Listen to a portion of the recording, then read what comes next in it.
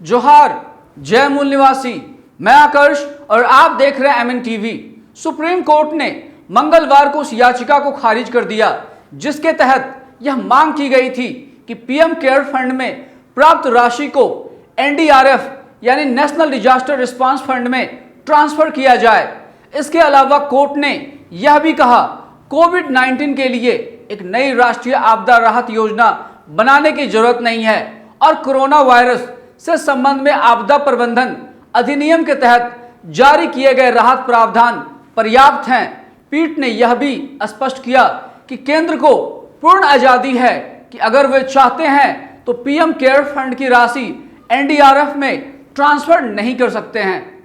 मामले की सुनवाई के दौरान कुछ सवाल तय किए गए थे कि क्या भारत सरकार को कोविड-19 को लेकर एक अलग राष्ट्रीय योजना बनानी चाहिए, क्या पीएम केयर फंड में अनुदान देने पर किसी भी तरह की रोक है, क्या सभी अनुदान को एनडीआरएफ में ट्रांसफर किया जाना चाहिए और क्या पूरे पीएम केयर फंड को एनडीआरएफ में ट्रांसफर किया जा सकता है। लाइव लॉ की रिपोर्ट के मुताबिक इसके जवाब देते हुए सुप्रीम कोर्ट ने कहा कि कोविड-19 को लेकर मौजूदा राष्ट्रीय आपदा प्रबंधन योजना पर्याप्त है।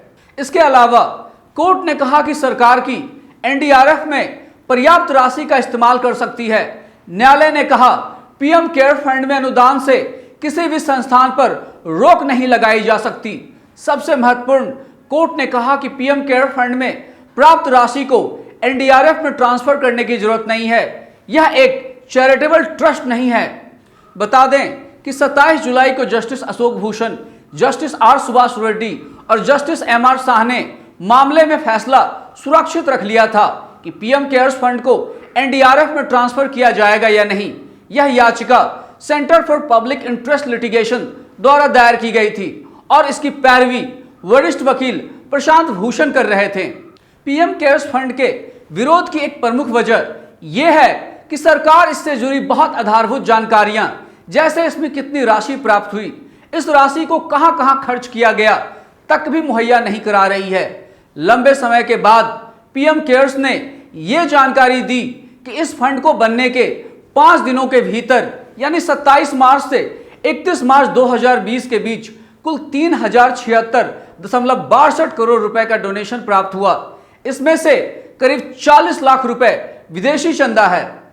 प्रधानमंत्री कार्यालय आरटीआई एक्ट के तहत इस फंड से जुड़ी सभी जानकारी देने से लगातार मना करता आ रहा है। साथ ही कहा गया कि पीएम केयर्स आरटीआई एक्ट 2005 के सार्वजनिक प्राधिकार यानी पब्लिक अथॉरिटी नहीं है। यह स्थिति तब है जब प्रधानमंत्री इस फंड के अध्यक्ष हैं और सरकार के सर्वोच्च पदों पर बैठे गृह मंत्री, रक्षा मंत्री, वित्त मंत्री जैसे व्यक्ति इसके सदस्य हैं। सुप्रीम कोर्ट में एक जनहित याचिका दायर कर पीएम केयर्स फंड में प्राप्त हुई धनराशि को एनडीआरएफ में ट्रांसफर करने का अनुरोध किया गया। हालांकि केंद्र सरकार ने इसका विरोध किया। मोदी सरकार ने सुप्रीम कोर्ट में पीएम केयर्स के गठन को जायज ठहराते हुए कहा कि आपदा प्रबंधन कानून के तहत एक कानूनी कोष यानी नेशनल डिजास्टर रिस्पांस फंड के होने मात्र से स्वैच्छिक दान के लिए अलग कोष बनाने पर रोक नहीं है। उन्होंने अपने हलफनामे में कहा कि ऐसे अनेक फंड हैं जिनका राहत कार्यों के लिए पहले या अभी भी गठन किया गया है। पीएम केयर्स एक ऐसा ही स्वैच्छिक योगदान वाला कोष है। याचिकाकर्ताओं ने कहा कि एनडीआरएफ जैसी सरकारी व्यवस्था के होते हुए पीएम केयर्स फंड जैसे प्राइवेट ट्रस्ट का गठन उचित नहीं है। मालूम हो, आपदा प्रबंधन अधिनियम को साल 2005 में पारित किया गया था। इस एक्ट में धारा 46(1) में यह प्रावधान दिया गया है कि सरकार नेशनल डिजास्टर रिस्पांस फंड का गठन करेगी, जिसमें आपात परिस्थितियों से लड़ने के लिए सरकार एवं व्यक्ति संस्थान इसमें अनुदान देंगे।